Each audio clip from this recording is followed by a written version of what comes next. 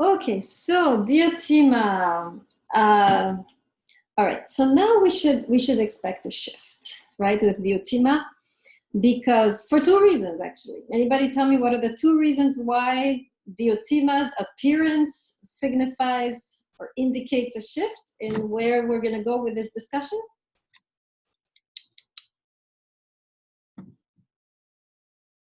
Why would things begin to change now that Diotima is here? Yes, Lo, go ahead. Is it more focused on like others and not just the individual?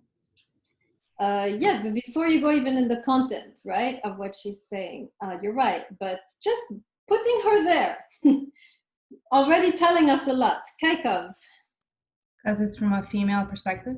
Okay, very good, right? All of a sudden now in this room of men, right, this woman makes an appearance, right? I mean, indirectly, she's not there, but she is speaking through Socrates, right? Now, not only that, but she's not even Greek, right? She's coming from an outside region. So we also have a foreigner invited at the table. So this is typical Plato, right? He wants everybody to be there, right? People, Socrates, like he wants pompous people, like he wants young kids like Agathon, he wants, experienced medical doctors, he wants politicians, and now he's going to introduce this foreigner, right? She's a foreigner and she's a woman.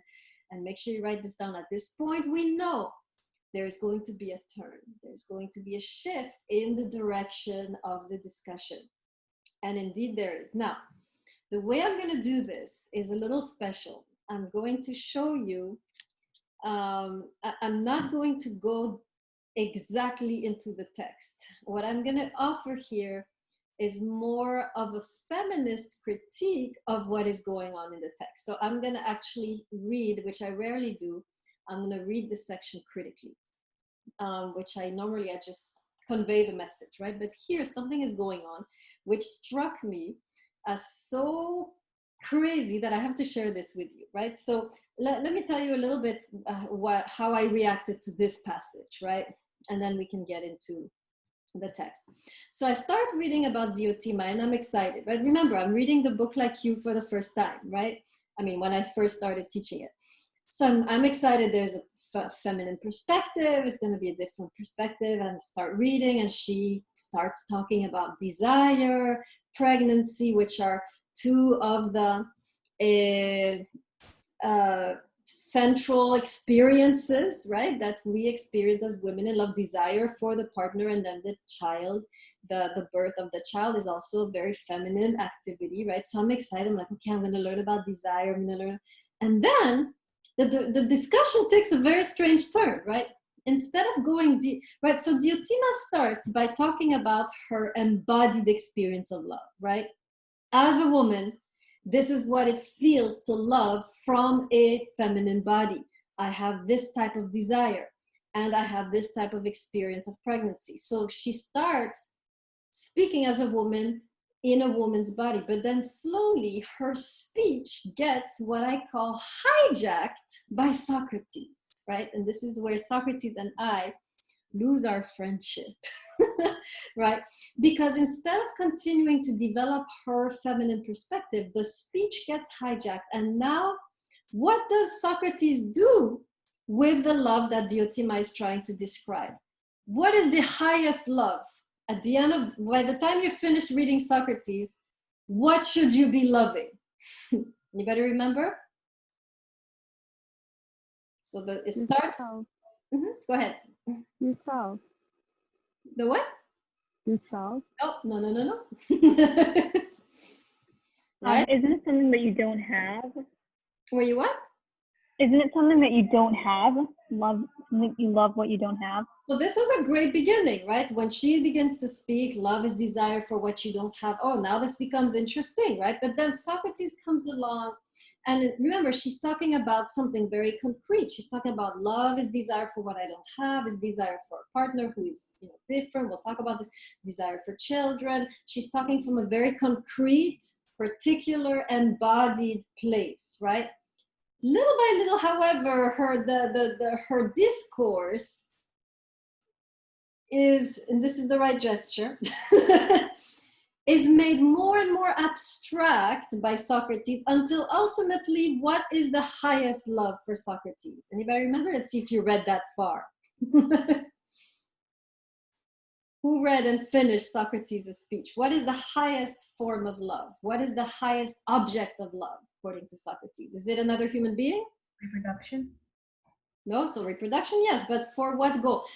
What's the highest object of love for Socrates? Is it a human? Is it a child? Is it a man? What is it? Anybody remember? Is it like enlightenment and like? Yes, exactly, right. So Diotima begins by talking about human relationships, and Socrates ends up talking about philosophy. That's where I have a grudge against Socrates, right? Let me say it again, right? Diotima begins by talking about human relationships, which is what matters to her: desire, pregnancy, loving a child, loving a man, right? And slowly, Socrates is manipulating the discourse to end up by saying the highest love is not the love of a human being, it's the love of wisdom, is being enlightened. It's leaving behind all those things. In fact, for Socrates, the love of a human being is just a stepping stone towards the love of wisdom. Does anybody see the problem with this? Am I the only one who's uncomfortable with the turn that the discourse takes? Do you see what I'm saying? Let me see your faces. Do you see what my problem with this, right? She starts by talking about loving a human being, loving a man, loving a child, and let me begin to tell you about this. And I want to know, right? I am intrigued, right? But then slowly Socrates is weaving an entirely different discourse, and he ends up by saying, no, love of people doesn't matter. Love of the child, love of, no. Highest love, love of wisdom, right? You need to, and this is the typical moving out of the cave, moving out of the body, right? Loving something abstract. And I take issue with this. Not only does Socrates hijack her discourse, but he goes in a direction which is very, very far from where she started, right? She wanted to talk about relationships, and he ends up talking about philosophy. And this is the problem that I have with Socrates, right? Kanai, go ahead. But wisdom is also part of listening and understanding someone else's perspective. So taking that away from someone, it's kind of like you're losing your own wisdom during that process. So I would agree with you, except for Socrates, love of wisdom is the highest love, not because it's useful in order to have a better relationship. It's just the highest love.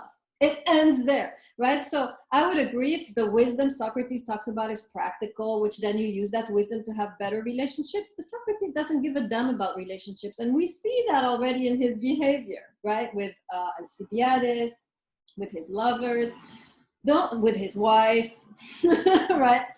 The only thing that matters to Socrates is wisdom, is knowledge, right? Human beings don't matter.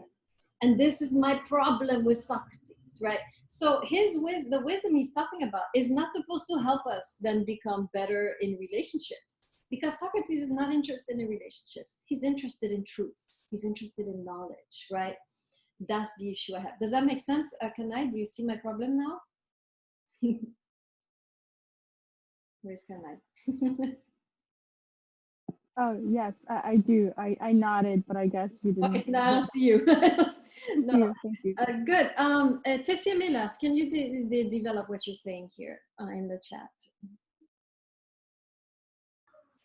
So I was thinking more when he means with wisdom, it's more of the experience, the memory, the practice of love. So like, you know, when you love a child or another person, it's more of what of that process is the love and what is to come at that. You know, like when you love a child, it's to see them grow, to see them improve and everything, and to gain that memory and that experience. So it's not really physical, but it's the thoughts and the memory of it.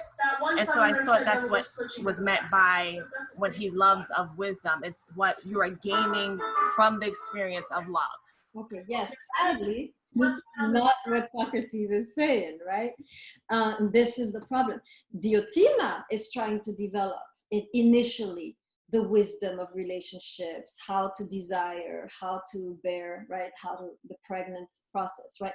But Socrates in the end is not at all interested in experience. Remember, for Socrates, wisdom is not found in experience. That's a Greek idea. That's a Hebrew idea, right? That wisdom is found through experience and the memory and what you did and you learn.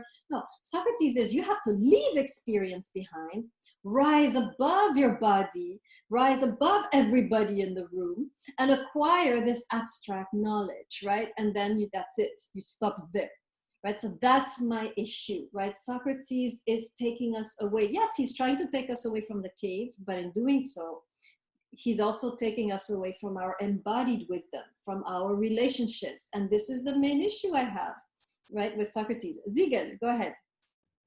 Yeah, I wanted to say that I think that the fact that he, as you said, he hijacked her speech and he took that away from her. I think that he's withholding wisdom from himself, because I think that this party is like a great place to learn new things and to get new ideas. But the fact that he doesn't want to listen to something that he disagrees with, that, it's sort of, it stops him from learning something new, and that could maybe, turn around his thought. And so this is one of the excellent, right? This is one of the main issues that I have with Socrates, is that he never learns anything new. Anytime he is questioning someone, and he is present in all of Plato's dialogues, right? He's always there. He's always questioning people, wanting to learn, but in the end, he always has the last word. Right? Socrates always wins. Socrates always has the last word. And this is the problem with Socrates. Even though, right, so it's ambiguous. He's an ambiguous person because he also says famously, I know that I don't know. But at the same time, when you see him at work, he always has the last word, and in that sense, and here very clearly seems to me he has not truly heard what she's saying. He has immediately interpreted it in his own, according to his own categories, right?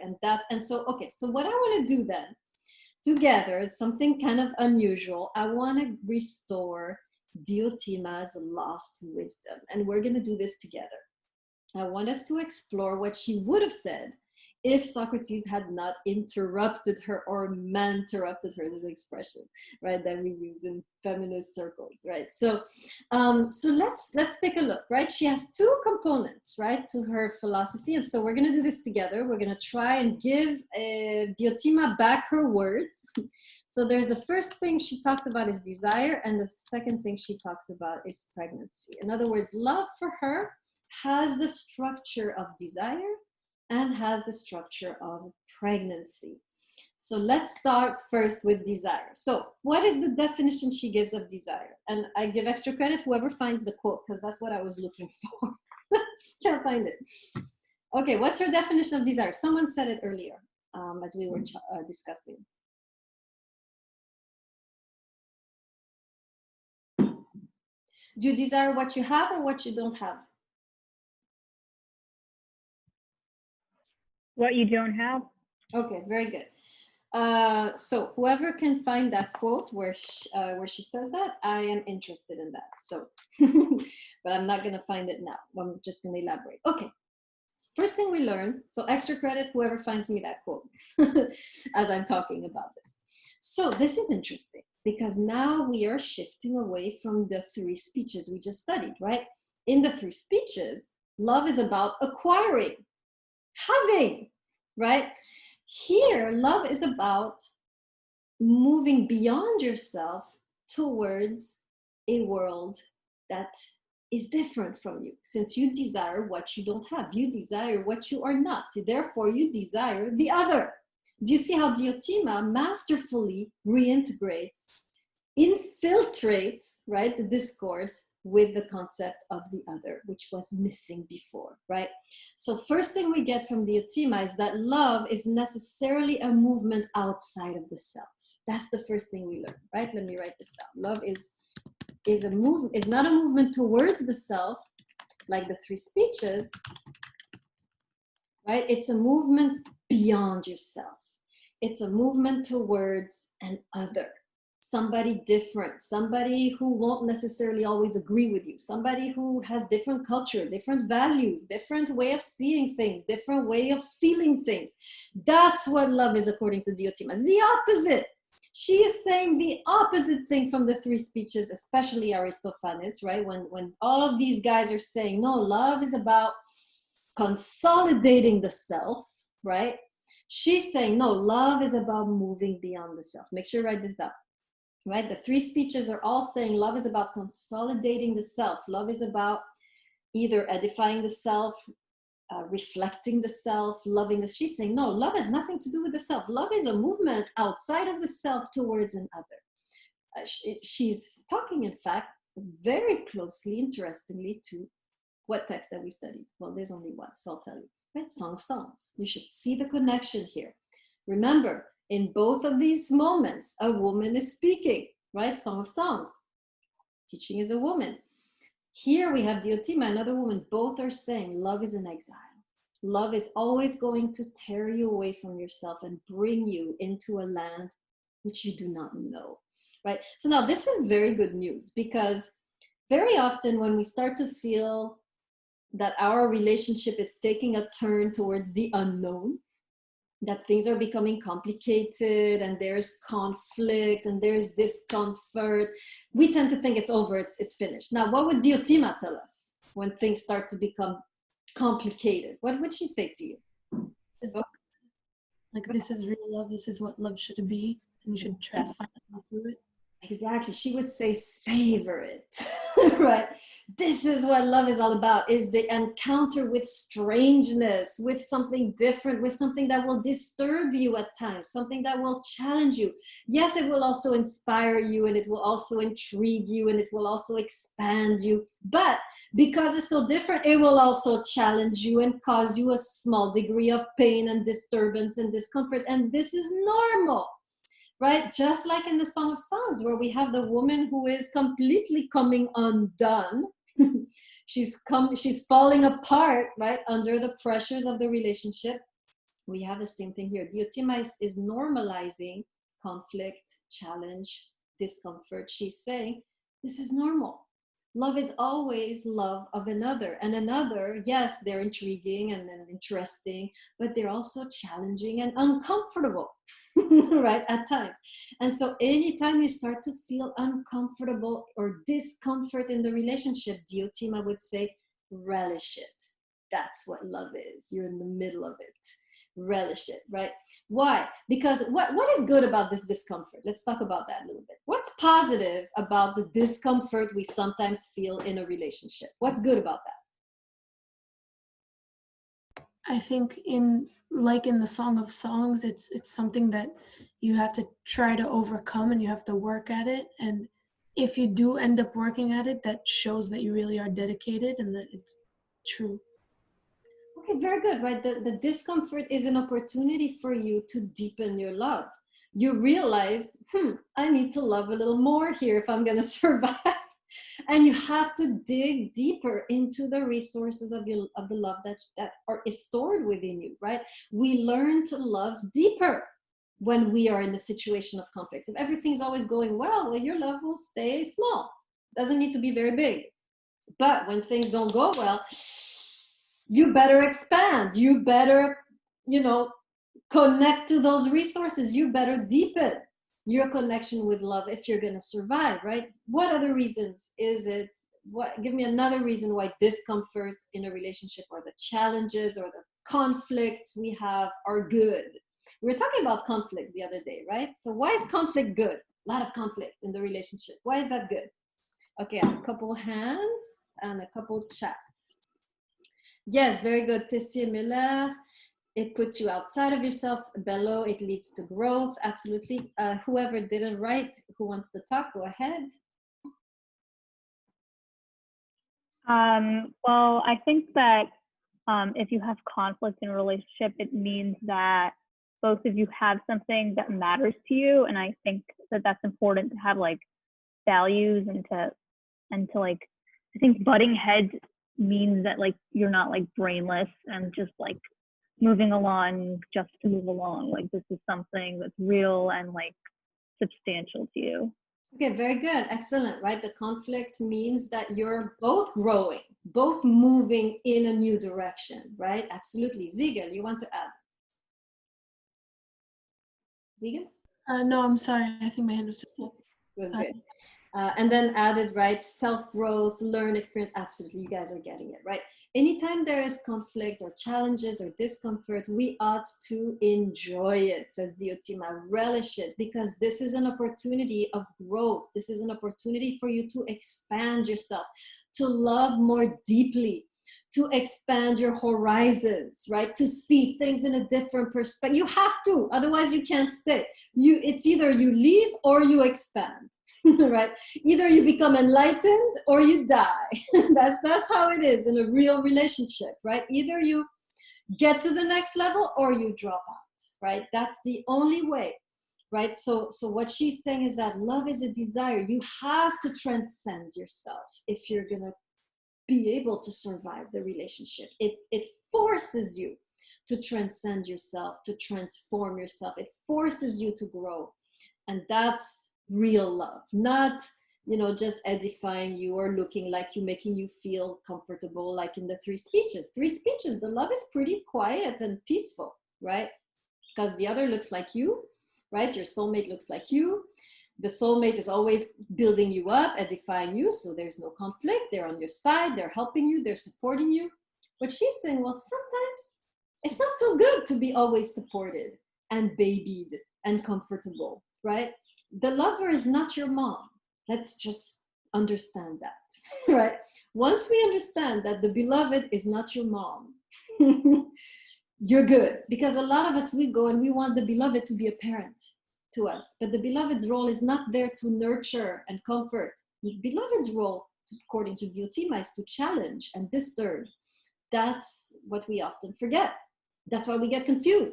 My beloved is not a good father. He's not a good mother. He's not supposed to be a good father and a good mother. They're supposed to be something else, right? So many of us, and often because we haven't been well parented, because we haven't had a real father or a real mother, we look to the beloved to be that missing father or missing mother, but that's not their role.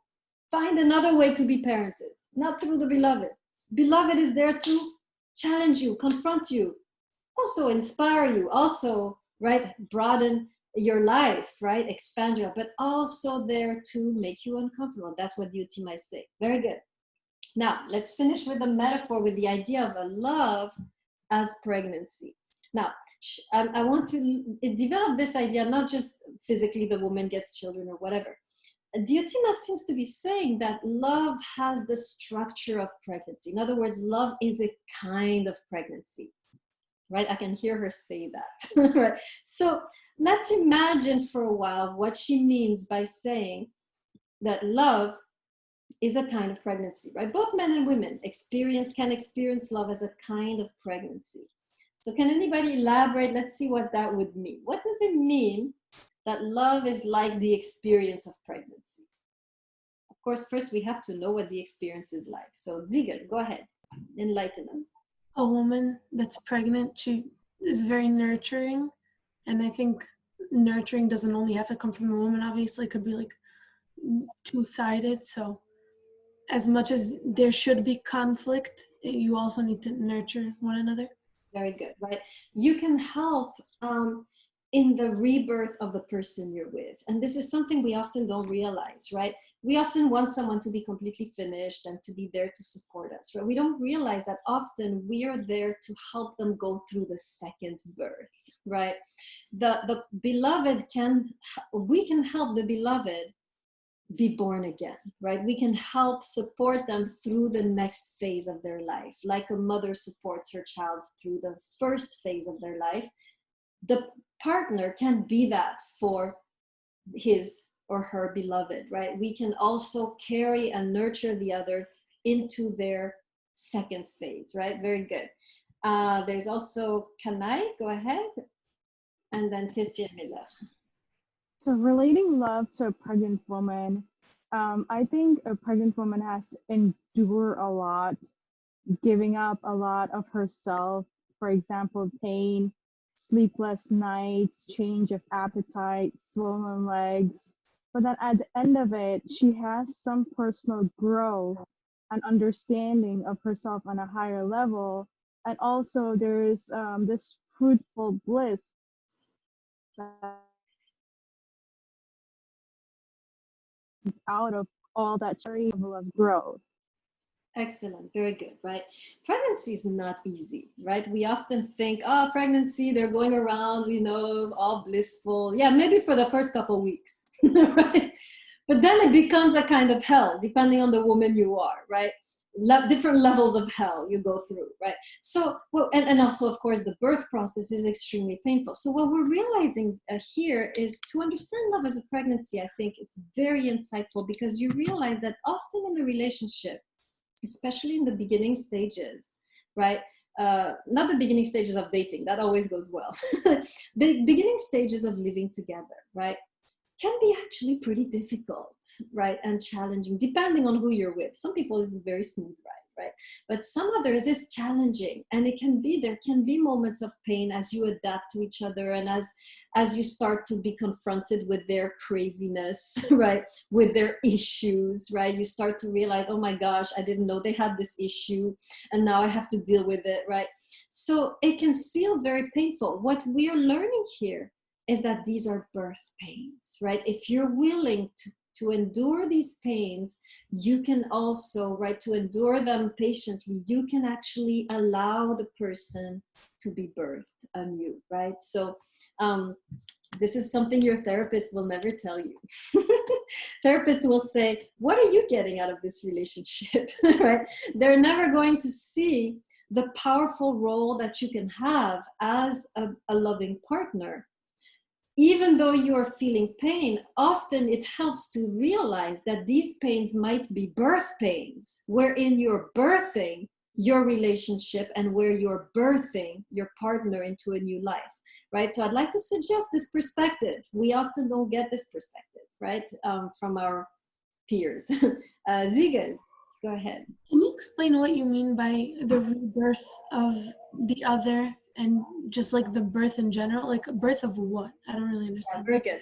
So when a person arrives in a relationship, they have a lot of issues sometimes, right? And you start to be confronted with these issues. So when you're dating, you don't see the issues. But when you're in a relationship, inevitably there will be some crazy issues that arise that feel like a deal breaker. At that moment, you have two choices. You can dump the person and be like, I am not dealing with these issues. And the issues could be anything. The person could reveal themselves to have financial problems. They can't hold a job, or they have a problem with fidelity, or they can be somewhat abusive. Difficult things, right?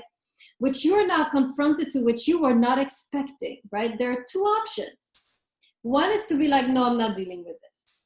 But what Diotima seems to be saying is that if you do choose to stay, you might actually, through your love, help the person overcome these issues. You can, right? Love has the power. We'll talk about this, especially with Kierkegaard and the notion of hope, right?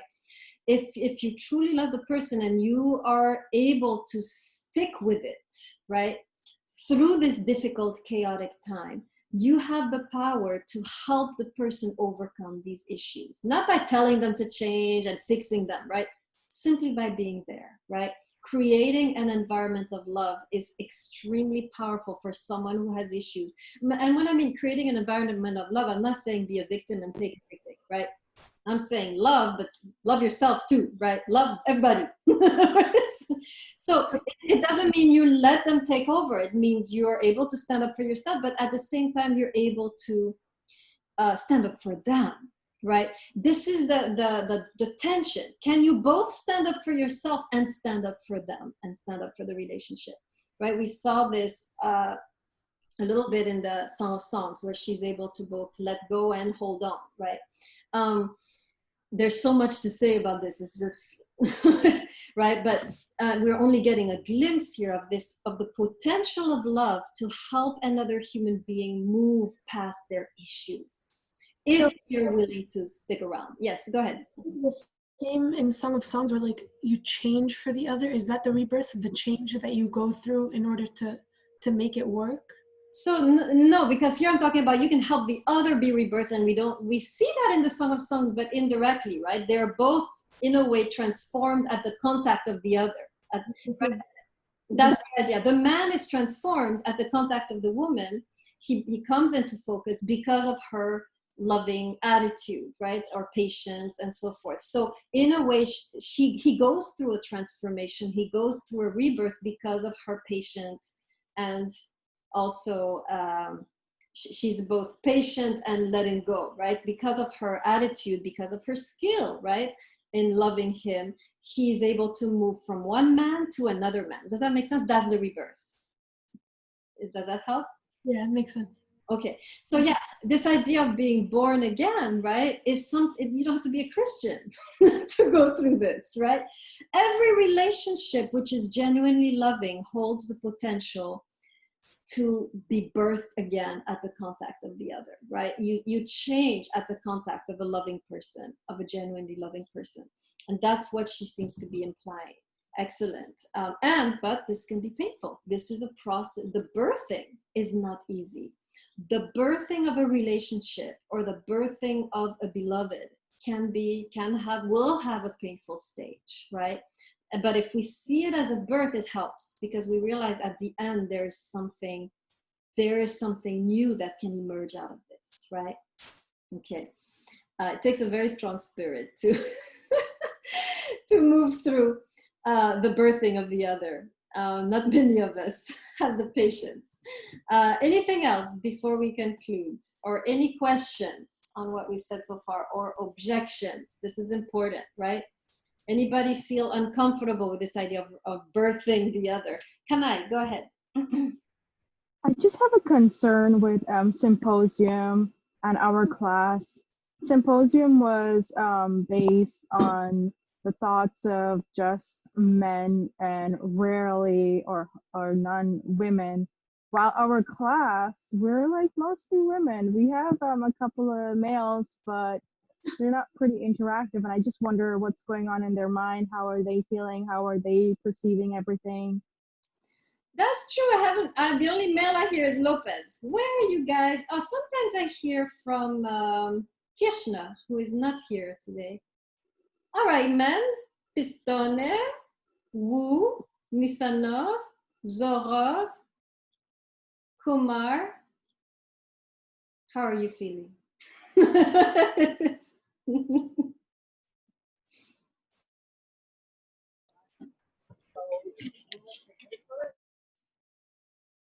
No response. The men are shy. Don't worry, from now on, we will only have male authors until we get to rigorize. So this was kind of, we did start with some strong feminine voices, but we will be also looking at the male perspective, right? Which is also important. We can't have just one perspective. Kumar, yes, please tell me what you think about Diotima's, or the way we are describing love according to Diotima. Love as a pregnancy, love as a desire. Any comments you want to add, Kumar?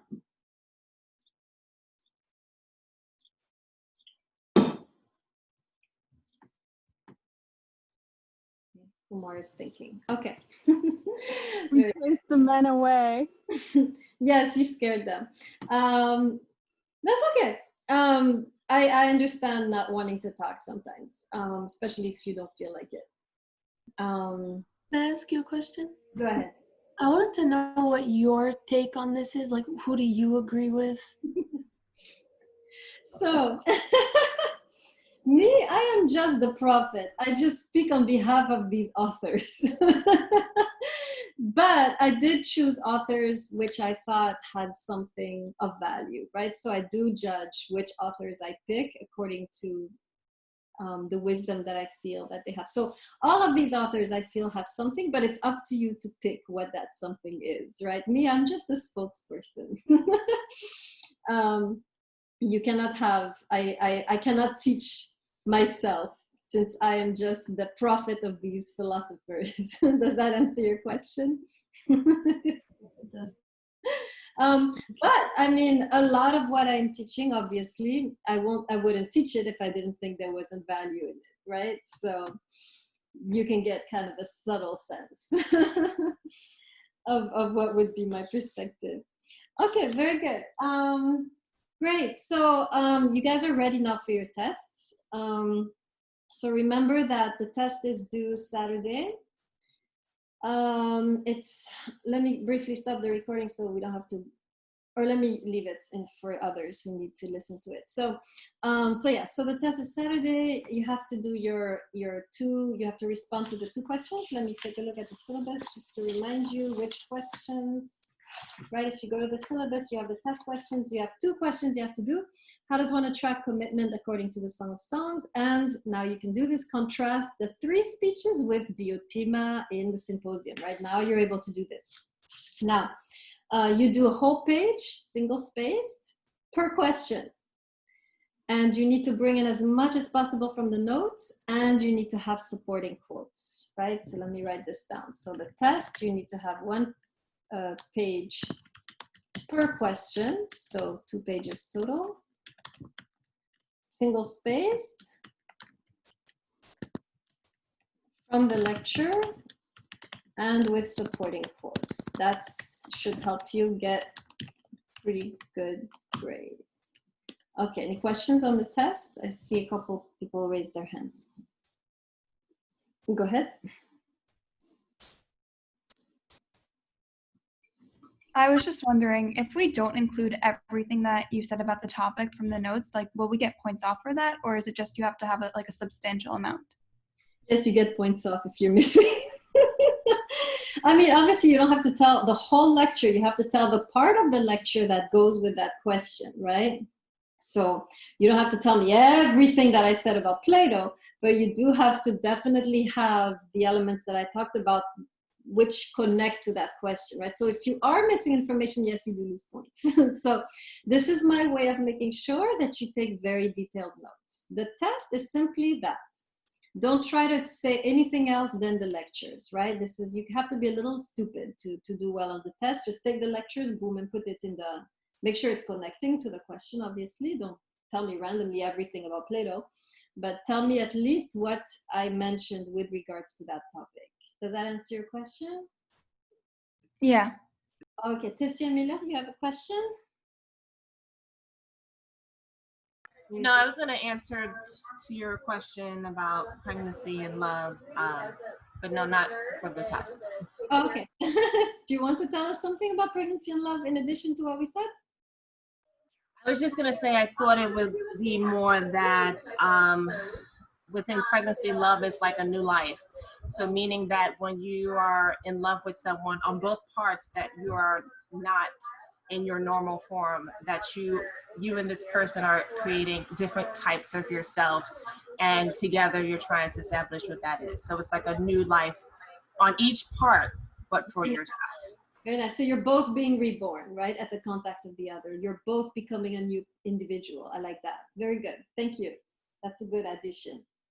Okay, any questions on the test? So you put the test in my folder, right, in the Google Drive through the Blackboard, right? You know the link. Same thing as you find the folder for the test. It's due before Sunday morning. And then your essay, right? So the essay is 1.5 pages, single-spaced. And you need to have for sure a love crisis and a reference to what we studied. So in other words, you need to have, you need to find somebody who's struggling in their relationship. It can be you, right? Tell me the story briefly. And then what did you learn this week or these last 2 weeks that can help the relationship, right? You're like a therapist, okay? You're trying to heal the relationship with whatever we learned these last couple weeks. And these are both, yes, Pistone, these are both due Saturday night, at least before I wake up in the morning on Sunday, which is early. So I need all of those to be in by then so I can grade. Okay, any questions on the test or the essay? On the essay, do we have to quote where we're or we're just rambling? Yeah, you're just rambling. Literally, like I want it to be like a journal or a letter, very free. It's very relaxed assignment. You're just on your computer brainstorming about this problem, and you're just very free. I don't even care how you write, how badly you write. I don't care. I just want to see the crisis and you addressing the crisis. That's it. Do we need to give an answer on the crisis from what we've read? Like, how can this answer our problems? Or is it just Yeah, completely? that's the idea. You want to help them, right? So you want to bring in this wisdom that you acquired last 2 weeks to help the relationship. So the goal is really to help the relationship, to heal the relationship or to resolve the crisis with the wisdom that you've learned last couple weeks. Yeah. So you do want to have like a happy end, Disney ending. I mean, or at least, you know, try to begin to heal the problem with the wisdom that we've acquired. Does that answer your question? Yes, thank you. Okay. Anybody else? Any other questions? Okay, good. So on Thursday, we do have introduction to Rumi. So 4 o'clock, I'll be introducing Rumi, but you don't have a reading assignment for that, right? So your next assignment is going to be your test and your essay. And then on Monday, you will have the reading assignment for Rumi that will be due at 4 p.m. Okay, good. So let's